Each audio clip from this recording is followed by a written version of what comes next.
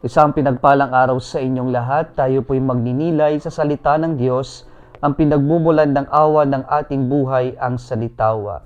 Today, my dear brothers and sisters, we are celebrating the memorial of Saint Blaise, Bishop and Martyr. Siya po ay kilala bilang intercessor para sa mga may throat diseases or problems. And so in the Mass today, we have the blessing of the truth for throat diseases and or problems. We have today in our gospel reading what we have marked an inclusion or sandwich, where the author tells about a story and then interrupts the story with another story, and then he continues the first story. And this is what we have in our gospel reading today. There are two miracles recorded in our gospel. The first miracle is about a woman suffering with hemorrhages for 12 years. And she is actually in a state of hopelessness because she spent all her resources going to doctors and even perhaps to quack doctors. And instead of getting better, her case became worse. And so finally, she heard about Jesus. And she believed that if she could only touch the hem of the cloak of Jesus, she would be healed. And you know, when a person is suffering or is in contact with blood or touched by blood, that person is considered unclean. And considering the woman is suffering with hemorrhages for 12 years, she is considered an outcast of their society because she is bleeding. But then, in desperate moment, what this woman did was to touch Jesus kahit na ipinagbabawal. Pero yung pananampalataya niya, inudyok siya na mahawakan niya lamang ang Diyos. Kahit man lang yung tela ng Panginoon, gagaling na siya. And Jesus acknowledged this. That's why when she confronted the woman, she said, "Daughter, your faith has saved you. Your faith has made you well." See, we have here a passage where we have our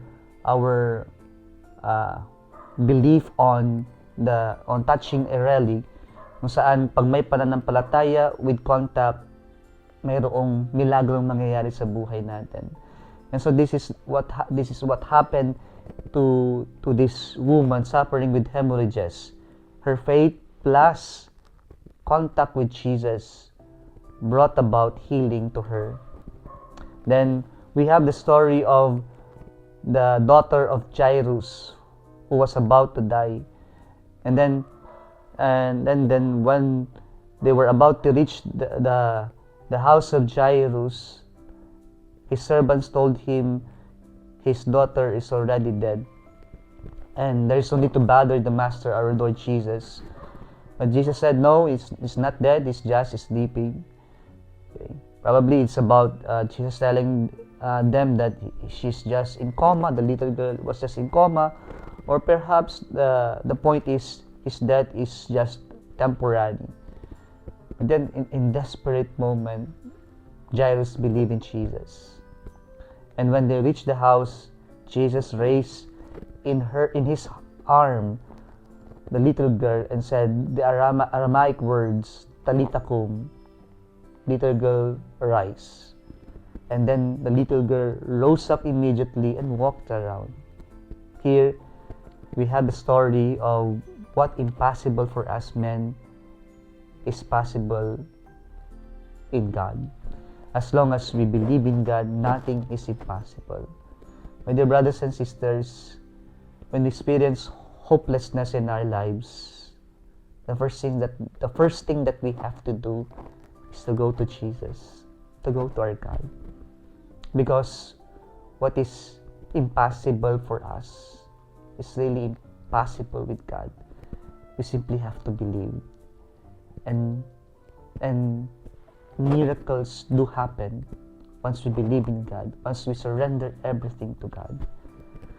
Ayan po, sana kapag nawawalan tayo ng pag-asa sa buhay, mas manalig tayo sa Diyos, sapagkat kapag sa Diyos tayo nanalig at lumapit, hindi tayo mabibigo. Kung nagustuhan mo ang video na ito, huwag kalimutang mag-like, i-share at mag-subscribe sa Salitawa Facebook page and YouTube channel. Muli isang pinagpalang araw sa inyong lahat.